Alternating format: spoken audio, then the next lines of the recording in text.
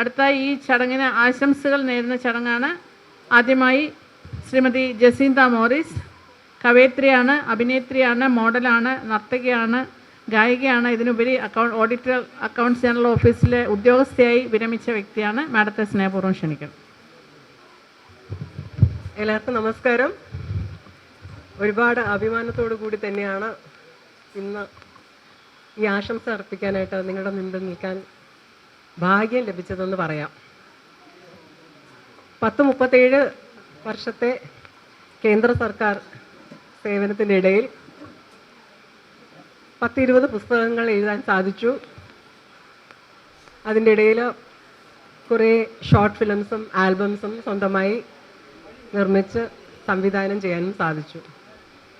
ഒരുപാട് ഫാഷൻ ഷോസിലും പങ്കെടുത്തു.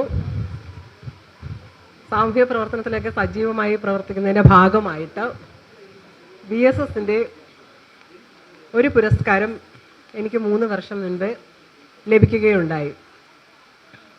കഴിഞ്ഞ 35 വർഷത്തോളം കലാ സാംസ്കാരിക സാഹിത്യ മേഖലകൾ സജീവമായി പ്രവർത്തിക്കുന്നത് കൊണ്ട് 10-90ഓളം പുരസ്കാരങ്ങളും 125 ആദരവുകളും ഒക്കെ ലഭിച്ചപ്പോഴും BSSൻ്റെ ഒരു പുരസ്കാരം ലഭിച്ചപ്പോൾ അതിൻ്റെ മഹത്വം മനസ്സിലായി. ഇവിടെ നിങ്ങൾ ശ്രദ്ധിച്ചിട്ടുണ്ടാവും, ഇവിടെ നീ വലിയവനെന്നോ ചെറിയവനെന്നോ ഒന്ന് ഭാവത്തോടെ എല്ലാവരും ഇരുത്തിയിരിക്കുന്നത് തന്നെ. എല്ലാവർക്കും തുല്യത, എല്ലാവരെയും കുറിച്ച് അവരുടെ പ്രൊഫൈൽ ഒരേപോലെ അവതരിപ്പിക്കുന്നു, എല്ലാവരെയും ഒരേപോലെ പൊന്നാട എണീച്ച് സ്വീകരിക്കുന്നു.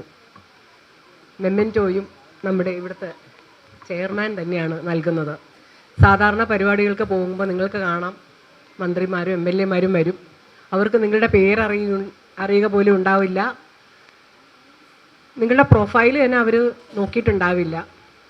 പക്ഷേ ഇവിടെ ഇപ്പോൾ നിങ്ങളുടെ കാര്യം ചോദിച്ചു കഴിഞ്ഞാൽ BSSലെ സ്റ്റാഫുകൾക്കും ചെയർമാനും എല്ലാവർക്കും നിങ്ങളെക്കുറിച്ച് അറിയാം. ഇതോടുകൂടി ഇന്നത്തെ ഈ പരിപാടിയോടുകൂടി നിങ്ങളുടെ കാര്യം അവസാനിക്കുന്നില്ല. നിങ്ങളുടെ ഡീറ്റെയിൽസ് അപ്ഡേറ്റ് ചെയ്യും. നിങ്ങളുടെ പ്രൊഫഷണൽ ഫോട്ടോ നിങ്ങൾക്ക് ലഭിക്കും, വീഡിയോ ലഭിക്കും. നിങ്ങൾ ഇവർ അപ്ഡേറ്റ് ചെയ്യുന്ന ലിങ്കിലൂടെ നിങ്ങൾ സ്ഥിരം പ്രതിഷ്ഠയാവുകയാണ്. അതുമാത്രമല്ല BSSൻ്റെ പുരസ്കാരത്തിന് അതിൻ്റേതായ മഹത്വവും ഉണ്ട്.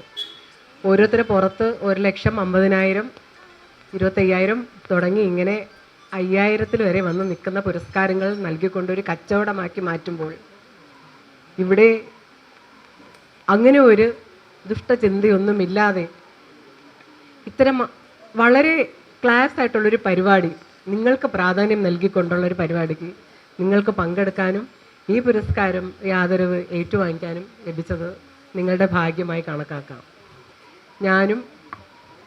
എനിക്ക് പുരസ്കാരം ലഭിച്ചതിൽ പിന്നെ നിരവധി പേരെ ശുപാർശ ചെയ്ത് ഈ പുരസ്കാരത്തിന് അർഹത ലഭിക്കുന്ന രീതിയിൽ പ്രവർത്തിച്ചിട്ടുണ്ട്. ഇനിയും അത് ഞാൻ തുടരും.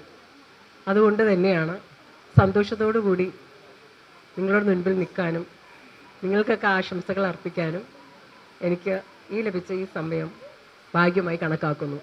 എല്ലാവർക്കും കൺഗ്രാജുലേഷൻ. നിങ്ങളും നിങ്ങളുടെ ഈ സന്തോഷം മറ്റുള്ളവരിലേക്ക് പങ്കുവയ്ക്കുക. നിങ്ങൾക്ക് തോന്നുന്ന അർഹതയുള്ള ആൾക്കാരെ നിങ്ങളും ശുപാർശ ചെയ്യുക. Thank you. അടുത്തത് അഡ്വക്കേറ്റ് CL ബാബുരാജ്. അദ്ദേഹം സൈക്കോളജിസ്റ്റും സാമൂഹ്യ പ്രവർത്തകനും സംവിധായകനും അഭിനേതാവുമാണ്. സ്നേഹം നിറഞ്ഞ ഈ ചടങ്ങിൻ്റെ അധ്യക്ഷൻ ശ്രീ BS ബാലചന്ദ്രൻ സാർ അവർകൾ, അതുപോലെ തന്നെ ഇതിൻ്റെ ചുക്കാൻ പിടിക്കുന്ന ശ്രീമതി മഞ്ജു ശ്രീകണ്ഠൻ, ശ്രീ TP വിനോദ് കുമാർ, ശ്രീ ജയ ശ്രീകുമാർ, പ്രിയപ്പെട്ട സംഘാടകരെ, സുഹൃത്തുക്കളെ, ഒരു വലിയൊരു ആശംസാ പ്രസംഗം അല്ല ഞാനും നിങ്ങളും എല്ലാം ആഗ്രഹിക്കുന്നത്. കാരണം നമ്മുടെ സമയം എല്ലാവർക്കും വിലപ്പെട്ടതാണ്. എന്നാൽ നമ്മുടെ ജീവിതത്തിൽ ഈ സമയത്തിൽ നമ്മൾ എന്തു ചെയ്തു എന്ന് നമ്മൾ ഒന്ന് വിലയിരുത്തേണ്ട ഒരു സാഹചര്യവും ഒരു നിമിഷമാണിത്. നാം ഇപ്പോൾ നിൽക്കുന്നത് ഒരു പ്രാദേശികമായ ഒരു ക്ലബിൻ്റെയോ അല്ലെങ്കിൽ ഒരു സമുദായ സംഘടനയുടെയോ ഒരു രാഷ്ട്രീയ സംഘടനയുടെയോ ഒരു സ്കൂളിൻ്റെയോ അല്ലെങ്കിൽ ഒരു കലാസമിതിയുടെയോ ഒരു അവാർഡല്ല നിങ്ങൾക്കിപ്പോൾ ലഭിച്ചിരിക്കുന്ന ഒരു ബഹുമതി ലഭിച്ചിരിക്കുന്നത്.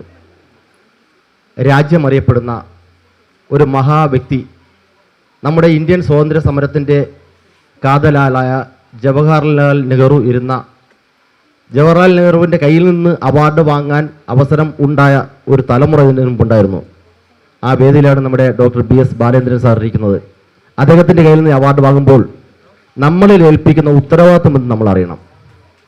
സാറിന് നമ്മൾ നൂറുകണക്കിന് അവാർഡുകളെല്ലാം വാങ്ങി നമ്മുടെ ഷോക്കേസിൽ കൊണ്ട് വയ്ക്കുകയും അത് പ്രദർശിപ്പിക്കുകയും ചെയ്യും. ഞാനും ഇവിടുന്ന് ഒരു അവാർഡ് വാങ്ങിയ ആളാണ്. എനിക്ക് നൂറുകണക്കിന് അവാർഡുകൾ കിട്ടിയിട്ടുണ്ട്. കാര്യം സിനിമാ രംഗത്തു നിന്നും രാഷ്ട്രീയ രംഗത്തു നിന്നും അതുപോലെ തന്നെ നാടക രംഗത്തു നിന്നും വിദ്യാഭ്യാസ രംഗത്ത് പല അവാർഡ് കിട്ടിയിട്ടുണ്ട്. പക്ഷെ അതിനേക്കാൾ ഉപരി നമ്മെ ബഹുമാനിക്കുന്ന, നാം ബഹുമാനിക്കേണ്ട ഒരു അവാർഡാണ് നമ്മുടെ കയ്യിലെത്തുന്നത്. സാറിന് നമുക്ക് കിട്ടുന്നത് ഒന്നുകിൽ പ്രാദേശികമായ ഒരു അവാർഡായിരിക്കും, ഒന്നുകിൽ കലയെ ബേസ് ചെയ്ത ഒരു അവാർഡായിരിക്കും, അല്ലെങ്കിൽ രാഷ്ട്രീയത്തെ ബേസ് ചെയ്ത ഒരു അവാർഡായിരിക്കും, അല്ലെങ്കിൽ വിദ്യാഭ്യാസത്തെ ബേസ് ചെയ്ത ഒരു അവാർഡായിരിക്കും. ഇവിടെ അതല്ല. എല്ലാ കൂട്ടായ്മയിലും ഏത് മേഖലയിലാണ് നാം പ്രശസ്തരാകുന്നത് എന്നുള്ളതിനെ കണക്കിലെടുത്തുകൊണ്ട് കലാരംഗത്ത് പ്രവർത്തിക്കുന്നവർക്ക് കൊടുത്ത അവാർഡ്, അതുപോലെ തന്നെ ആയോധന കലകൾ, കളരി, അതുപോലെ തന്നെ ചികിത്സാ രംഗത്ത് അവാർഡുകൾ കൊടുക്കുന്നുണ്ട്, അതുപോലെ തന്നെ ജ്യോതിഷ രംഗത്തുള്ള അവാർഡുകൾ കൊടുക്കുന്നുണ്ട്, വിദ്യാഭ്യാസ രംഗത്ത് അവാർഡ് കൊടുക്കുന്നുണ്ട്, നൃത്തരംഗത്ത് ധാരാളം കലാകാരികൾക്കും അവാർഡ് കൊടുക്കുന്നുണ്ട്, അഭിനയ പ്രാഗൽഭ്യമുള്ളവർക്ക് ഇവിടെ അവാർഡ് നൽകുന്നുണ്ട്, നാടകത്തിൽ പ്രാവീണ്യം ലഭിച്ചവർക്ക് അവാർഡ് കൊടുക്കുന്നുണ്ട്, ആതുര സേവന രംഗത്ത് വ്യക്തിമുദ്ര പതിപ്പിച്ചവർക്ക് അവാർഡ് നൽകുന്നുണ്ട്, ആരോഗ്യ രംഗത്ത് പ്രവർത്തിച്ചവർക്ക് അവാർഡ് കൊടുക്കുന്നുണ്ട്, അതുപോലെ തന്നെ സീരിയൽ സിനിമാ രംഗത്തെല്ലാം പ്രവർത്തിച്ചു പറഞ്ഞാൽ എല്ലാവരെയും ഒരു കുട കീഴിൽ കൊണ്ടുവന്നുകൊണ്ട്, ഒരു മഹാപ്രസ്ഥാനത്തിൻ്റെ കീഴിൽ കൊണ്ടുവന്നുകൊണ്ട് ഇന്ത്യ എന്ന മഹാരാജ്യത്തെ ഒരു അമ്മയുടെ മക്കളാണ് നമ്മളെല്ലാം എന്ന് ഓർമ്മിപ്പിക്കുന്ന രീതിയിലൊരു അവാർഡാണ് നമുക്ക് എല്ലാവർക്കും നൽകുന്നത്. ആ ഉത്തരവാദിത്വം നമുക്കുണ്ടാകണം. നമ്മളെല്ലാവരും ഏകോദര സഹോദരങ്ങളാണ് എന്നറിയപ്പെടുന്നത് കലാരംഗത്തും ഇതുപോലെ തന്നെ അവാർഡുകൾ നേടുമ്പോൾ മാത്രമല്ല, നമ്മുടെ മാനുഷികപരമായുള്ള പ്രവർത്തനങ്ങളിലൂടെ, നമ്മുടെ സാമൂഹ്യ പ്രവർത്തനങ്ങളിലൂടെ വരും കാലഘട്ടത്ത് നമ്മുടെ സമൂഹത്തിൽ നാം ചെയ്യേണ്ട കർത്തവ്യങ്ങളും കൂടെ കണക്കിലെടുത്തുകൊണ്ട് ഈ അവാർഡുകൾ നിങ്ങൾ വാങ്ങി തിരിച്ചു പോകേണ്ടതാണ്. ഇത്തരത്തിലുള്ള ഈ അവാർഡ് സംഘടിപ്പിച്ച ഇതിൻ്റെ സംഘാടകർക്ക് എത്ര തന്നെ ഹൃദയത്തിൽ നിന്ന് നമ്മൾ ആശംസ അർപ്പിച്ചു കഴിഞ്ഞാലും മതിവരില്ല. അതുപോലെ തന്നെ ഈ വന്നിരിക്കുന്നവരുടെ ഓരോരുത്തരുടെയും ഒക്കെ അവരുടെ പാരമ്പര്യങ്ങളും അവരുടെ അറിവുകളും അവരുടെ കഴിവുകളും എല്ലാം കണക്കിലെടുക്കുമ്പോൾ നമ്മളാണ് ഇനി ഈ രാഷ്ട്രത്തിലെ ശില്പികളാകേണ്ടത്. അത് നാം മറക്കരുത്. നാം ഈ അവാർഡ് വാങ്ങിക്കൊണ്ട് പോകുന്നത് ഷോക്കേസിൽ വയ്ക്കുവാൻ വേണ്ടിയല്ല, നമ്മുടെ സമൂഹത്തിന് സമർപ്പിക്കാൻ വേണ്ടിയാണ് എന്നുള്ളൊരു ചിന്ത നമുക്ക് എല്ലാവർക്കും ഉണ്ടാകണം. എല്ലാവർക്കും, ഇത് സംഘടിപ്പിച്ചവർക്കും ഇത് ഏറ്റുവാങ്ങാൻ വന്നവർക്കും എല്ലാം 1000 നന്ദി, 1000 ആശംസകൾ അർപ്പിച്ചുകൊണ്ട് നിർത്തുന്നു. നന്ദി, നമസ്കാരം. അടുത്തതായി നിങ്ങളോട് സംസാരിക്കുന്നതിനും അതുപോലെ ഉപഹാരം കൈമാറുന്നതിനുമായി ഭാരത സമാജിൻ്റെ ദേശീയ ചെയർമാൻ BS ബാലചന്ദ്രൻ സാറിനെ സ്നേഹപൂർവ്വം ക്ഷണിക്കണം. ബഹുമാനരെ, വളരെയധികം സന്തോഷത്തോടുകൂടിയാണ് ഈ സമ്മേളനത്തിൽ പങ്കെടുക്കുന്നത്. കഴിഞ്ഞ ഓഗസ്റ്റ് 12-ന് ഭാരത സമാജ് ദേശീയ സമ്മേളനം 25 വർഷങ്ങൾക്ക് ശേഷം തിരുവനന്തപുരത്ത് വെച്ച് നടത്തുകയുണ്ടായി, ടാഗോർ തിയേറ്ററിൽ വെച്ച്. അന്നത്തെ അവാർഡ് വിതരണം അവിടെയായിരുന്നു നടന്നത്. ഇവിടെ മാത്രമല്ല, രാജ്യത്തിൻ്റെ പല ഭാഗങ്ങളിലും ഈ 12-ാം തീയതിയുമായി ബന്ധപ്പെട്ടുകൊണ്ടാണ് നാം പുരസ്കാരങ്ങൾ നൽകുന്നത്. കാരണം ഓഗസ്റ്റ് 12 എന്നത് ഭാരതീയ സമാജത്തിൻ്റെ സ്ഥാപക ദിനമാണ്. ഇപ്പോൾ 3 വർഷം മുമ്പാണ് ഇങ്ങനെ ഒരു തീരുമാനമെടുത്തത്. സ്വാതന്ത്ര്യത്തിൻ്റെ അമൃത മഹോത്സവം, ഭാരത സ്വാതന്ത്ര്യത്തിൻ്റെ 75-ാം വർഷം ആഘോഷിക്കുന്ന സമയത്ത് ഭാരതം ഇന്ന് ലോകത്തിന് മുന്നിൽ നമുക്കറിയാം ഒരു വൻ ശക്തിയായി മാറുന്നതിനുള്ള തയ്യാറെടുപ്പുകളാണ്.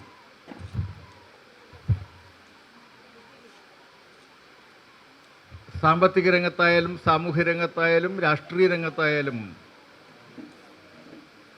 ഏത് രംഗത്തായാലും ഭാരതത്തിൻ്റെ വളർച്ച ലോകം അത്ഭുതത്തോടുകൂടി നോക്കുന്ന നിലയിൽ വളർന്നുകൊണ്ടിരിക്കുകയാണ്. 75 വർഷം പിന്നിട്ടപ്പോൾ നമ്മുടെ പ്രധാനമന്ത്രിയും പാർലമെൻറ്റും രാജ്യത്തെ നേതാക്കളും നമ്മുടെ ഭാരതത്തിൻ്റെ വളർച്ചയെക്കുറിച്ച് അത്യധികം ആവേശപൂർവ്വം സംസാരിക്കുന്ന നാം കേട്ടതാണ്. അപ്പം ഇങ്ങനെ രാജ്യം വളരുമ്പോൾ ഒന്നാം സ്ഥാനത്തോ രണ്ടാം സ്ഥാനത്തോ നാം നിൽക്കുന്നു, അല്ലെങ്കിൽ ഒന്നാം സ്ഥാനത്തേക്ക് എത്താൻ പോകുന്നു എന്നൊക്കെയുള്ള ആ വർത്തമാനം ഓരോ ഭാരതീയനും വാസ്തവത്തിൽ ആവേശം കൊള്ളിക്കും. വാസ്തവത്തിൽ ഭാരതം ഇങ്ങനെ രൂപപ്പെട്ട് വരുന്നതിൽ ഒരുപിടി രാഷ്ട്രീയക്കാർക്കും ഭരണക്കാർക്കും മാത്രമാണ് പങ്കാളിത്തമല്ലല്ലോ. നമ്മുടെ രാജ്യത്തെ അനേക ലക്ഷം ആളുകൾ അവരുടേതായ നിലയിലുള്ള ചെറിയ ചെറിയ കർമ്മങ്ങൾ സമൂഹ വികസനത്തിന് വേണ്ടി, സമൂഹത്തിൻ്റെ വളർച്ചയ്ക്ക് വേണ്ടി നിർവഹിച്ചതുകൊണ്ടാണ് നമ്മുടെ സമൂഹം ഈ വിധത്തിൽ വളർന്നു വന്നത്. കലാകാരന്മാർ ഇവിടെ ആദരിക്കപ്പെടുന്നു, കായിക താരങ്ങൾ ആദരിക്കപ്പെടുന്നു, വിദ്യാഭ്യാസ പ്രവർത്തകർ ആദരിക്കപ്പെടുന്നു, സാഹിത്യകാരന്മാരും സാഹിത്യകാരികളും ആദരിക്കപ്പെടുന്നു. അപ്പം ഇവർക്കെന്താണ് രാഷ്ട്ര വികസനത്തിൽ പങ്ക് എന്ന് ആരെങ്കിലും ചോദിച്ചാൽ ഇവരുടെ സൃഷ്ടികൾ, ഇവരുടെ ഇടപെടലുകൾ, ഇവരുടെ സംഭാവന നമ്മുടെ സമൂഹത്തെ രൂപപ്പെടുത്തിയെടുക്കുന്നതിന് ഒരു വളരെ വലിയ ചലനമാണ് ഭാരതത്തിൽ സംഭവിക്കുന്നത്. ഈ ചലനം എന്ന് പറയുന്നത് രാജ്യത്തെ പൊതുവായ വളർച്ചയ്ക്ക് പ്രചോദനമായി മാറിയ ഒന്നാണ്. അപ്പം അതിന് പങ്കാളിത്തം വഹിക്കുന്ന ജനങ്ങളിൽ ഉള്ള ആളുകളെ, ഭാരതത്തെ വളർത്തിക്കൊണ്ടുവരുന്നതിൽ പങ്കാളികളാകുന്ന ജനങ്ങളെ, മഹത്തുക്കളായ വ്യക്തികളെ കണ്ടെത്തി അവർക്ക് ഭാരത് സേവക് ബഹുമതി നൽകണമെന്ന് ഭാരതീയ സമാജത്തിൻ്റെ 70ാം വാർഷികാഘോഷം ഡൽഹിയിൽ നടന്നപ്പോൾ തീരുമാനിച്ചു. അതിൻ്റെ ഭാഗമായിട്ടാണ് നമ്മുടെ രാജ്യത്തെ പ്രഗത്ഭരായ വ്യക്തികളെ കണ്ടെത്തി അവർക്ക് ഭാരത് സേവക് ഉപഹാരം നൽകുവാൻ തീരുമാനിച്ചത്. നിങ്ങളിവിടെ നോക്കൂ, എത്ര എത്ര വൈവിധ്യമാർന്ന മേഖലകളിൽ പ്രവർത്തിക്കുന്ന ആളുകളാണ് ഇവിടെ കൂടിയിരിക്കുന്നത്.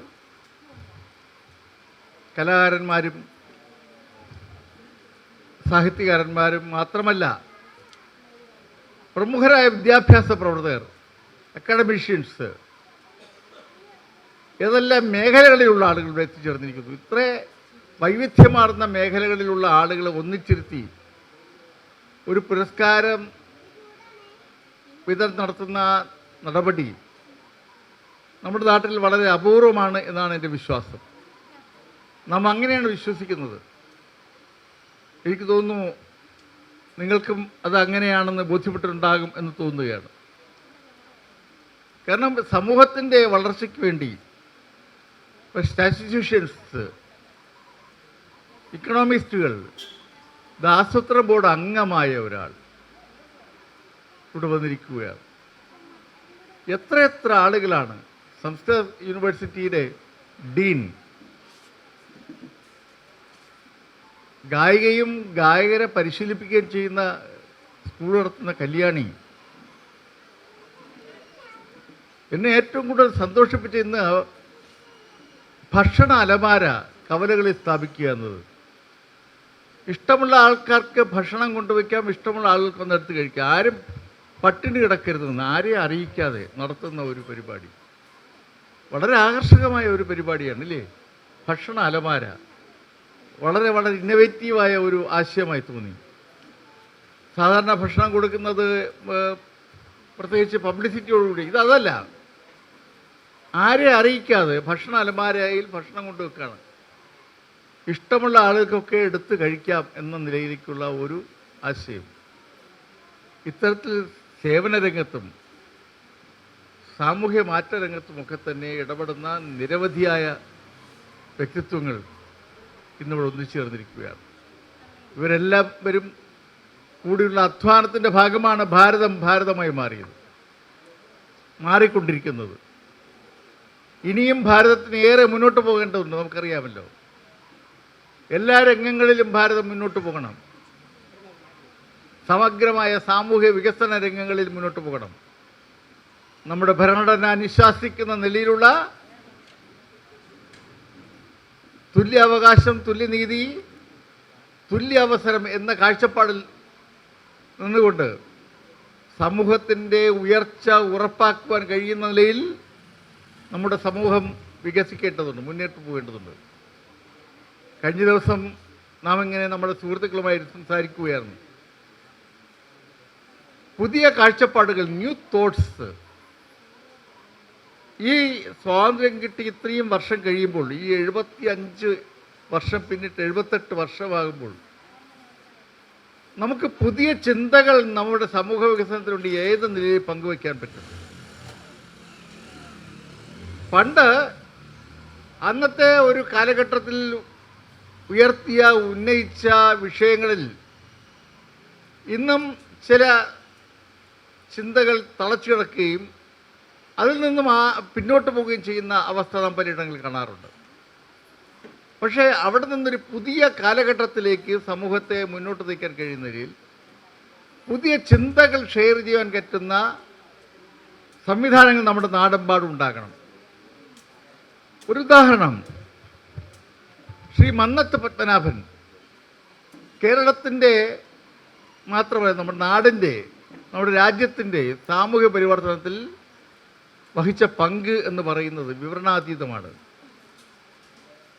ആ കാലഘട്ടത്തിലെ ന്യൂ തോട്ടായിരുന്നു അദ്ദേഹത്തിൻ്റെ, പുതിയ ചിന്തയായിരുന്നു സ്ത്രീ സ്വാതന്ത്ര്യത്തിന് വേണ്ടി.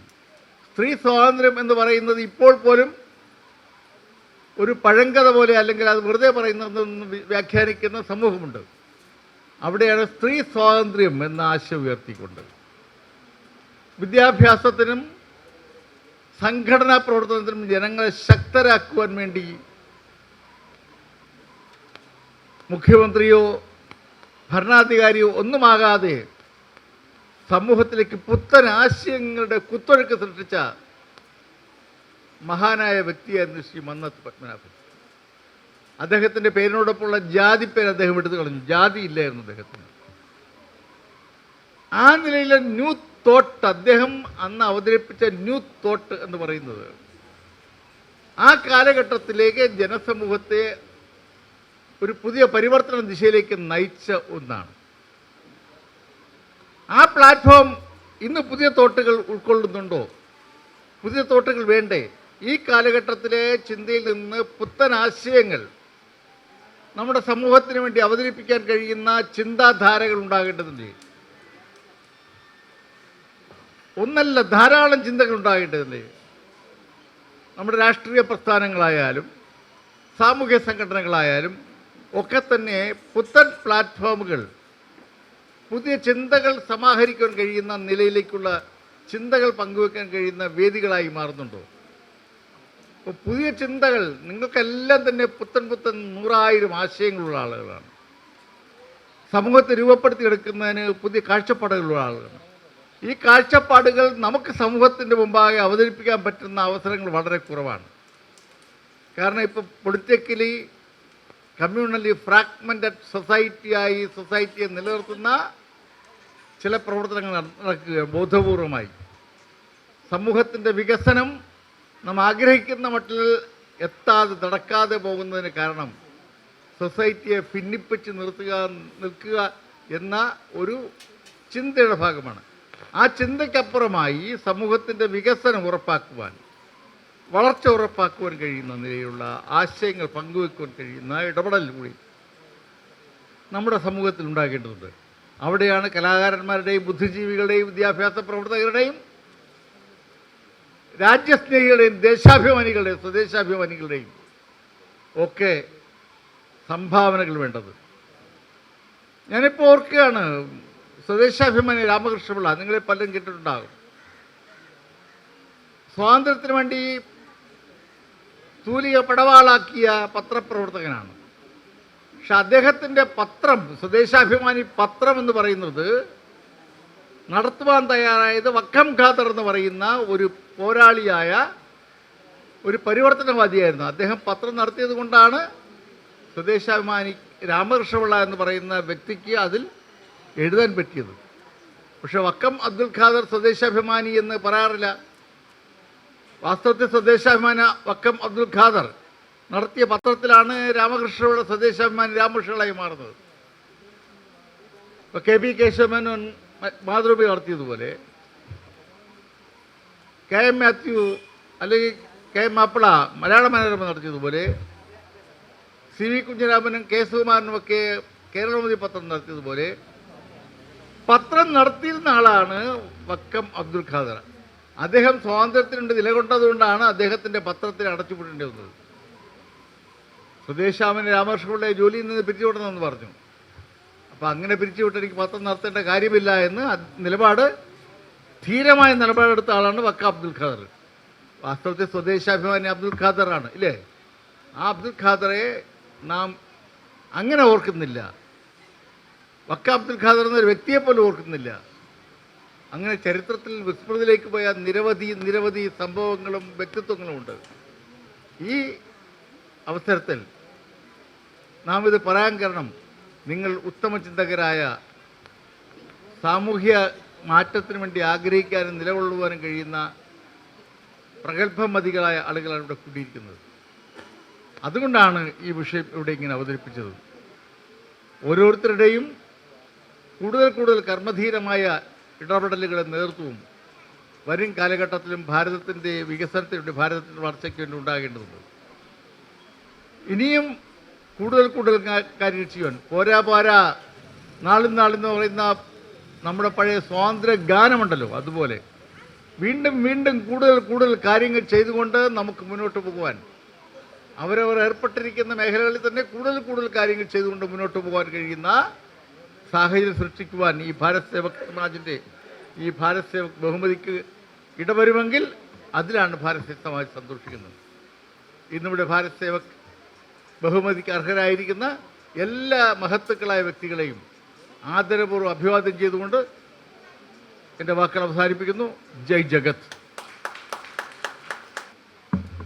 അടുത്തായി ഉപഹാര സമർപ്പണമാണ്. ആദ്യമായി Shri N Ramalingam.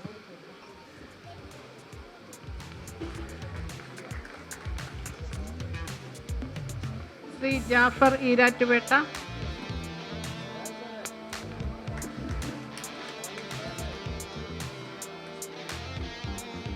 Doctor C M Neelakantan,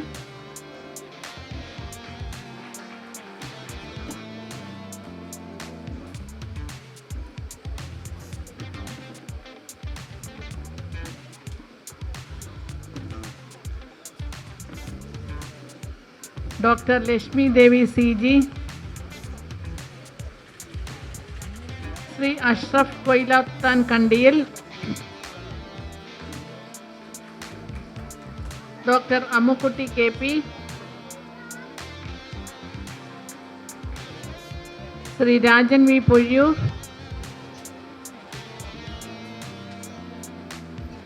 Shri Jayaprasad C K, Shri Radhakrishnan A, Shri Premjith C K,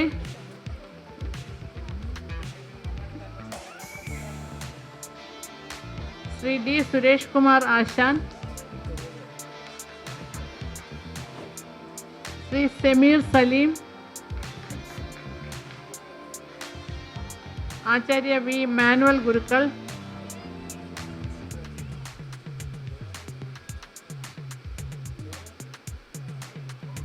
Shrimati Bindu Kalyani,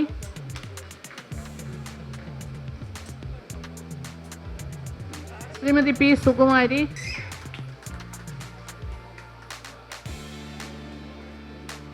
Shri Mevin Susheel P,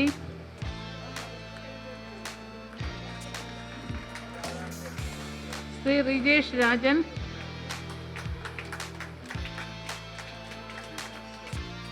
Shri Dileep Kumar D,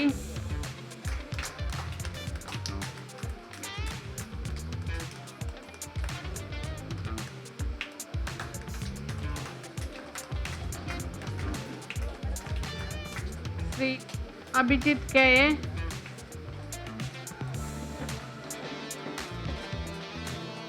Shrimati Mini Gopinath,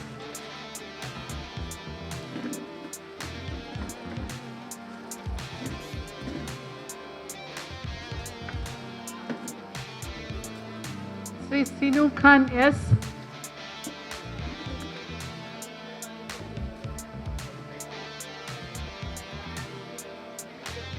Shri Sreejesh E,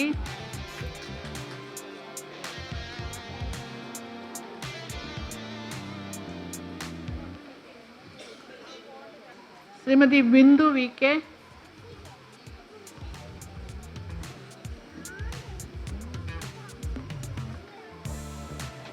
Shri Gokulapalan,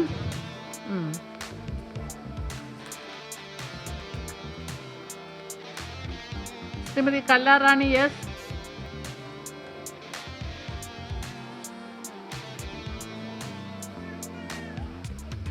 Shrimati Saraswathi Biju, Shri P K Gokulavasan,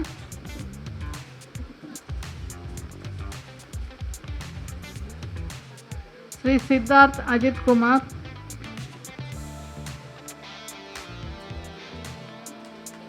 Shri Chandrasekharan E,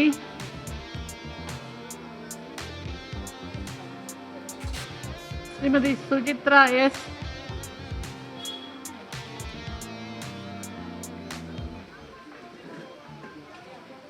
Shrimati Aji Basheer,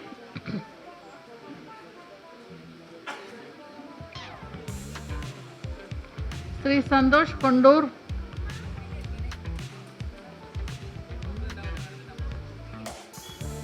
Shri Suresh Kumar N, Shrimati Bindu Raghuvaran, Shrimati Sreedevi V K,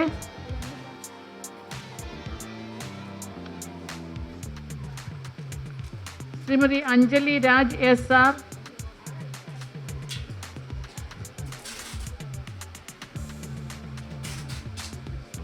Shri N P Balakrishnan ആചാരി,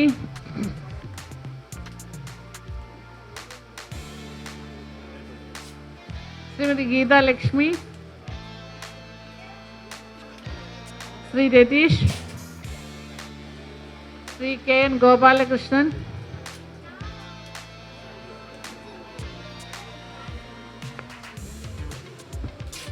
ശ്രീ ഹരിനാരായണൻ,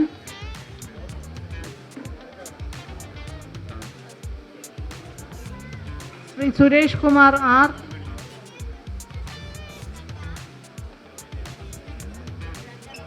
ശ്രീമതി മീനാക്ഷി മഞ്ഞപ്ര,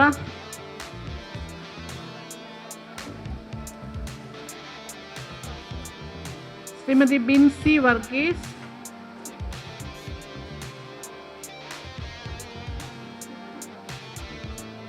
ശ്രീമതി ആശ സുധി,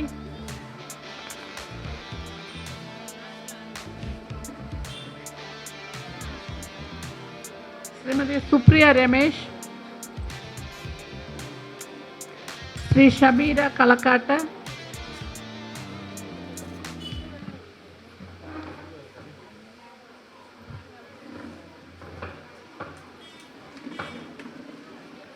ഇതോടുകൂടി ഉപഹാര സമർപ്പണം അവസാനിച്ചിരിക്കുകയാണ്. ഈ ചടങ്ങിന് നന്ദി പറയുന്നതിനായി ഭാരത സമാജിൻ്റെ assistant director Shri T P വിനോദിനെ ക്ഷണിക്കുന്നു. ബഹുമാന്യരെ, ആദരണീയനായ ഡോക്ടർ പി എസ് ബാലചന്ദ്രൻ അവർകൾ നേതൃത്വം നൽകുന്ന ന്യൂഡൽഹിയിലെ സെൻട്രൽ ഭാരത് സേവക് സമാജ് സാമൂഹ്യ സേവന രംഗത്തെ മികവിന് സത്യസന്ധരും ആത്മാർപ്പണ ബോധമുള്ള വ്യക്തിത്വങ്ങളെ തിരഞ്ഞെടുത്തുകൊണ്ട് നൽകുന്ന ദേശീയ പുരസ്കാരം ആയ ഭാരത് സേവക് ഓണർ സ്വീകരിക്കുവാൻ ഇവിടെ ഭാരത് സേവക് സമാജിൻ്റെ സ്വീകരണം ഏറ്റുവാങ്ങിക്കൊണ്ട് ഇവിടെ എത്തിച്ചേർന്നതിൽ വളരെയധികം സന്തോഷമുണ്ട്, അഭിമാനം തോന്നുന്നു. ഈ ചടങ്ങിൻ്റെ ഔപചാരികമായി അധ്യക്ഷത വഹിച്ച ആദരണീയനായ ഡോക്ടർ പി എസ് ബാലചന്ദ്രൻ അവർക്ക് ഈ ചടങ്ങിൽ പങ്കെടുത്തതിന് ഭാരത് സേവക് സമാജിൻ്റെ ഹൃദ്യമായ നന്ദി രേഖപ്പെടുത്തുന്നു. ഭാരത് സേവക് സമാജിൻ്റെ ദേശീയ സെക്രട്ടറി ശ്രീമതി ജയ ശ്രീകുമാർ അവർക്ക് BSSൻ്റെ ഹൃദ്യമായ നന്ദി രേഖപ്പെടുത്തുന്നു. ശ്രീമതി മഞ്ജു ശ്രീകണ്ഠൻ അഡ്മിനിസ്ട്രേറ്റീവ് ഡയറക്ടർ ഈ ചടങ്ങിൽ പങ്കെടുത്തിരുന്നു.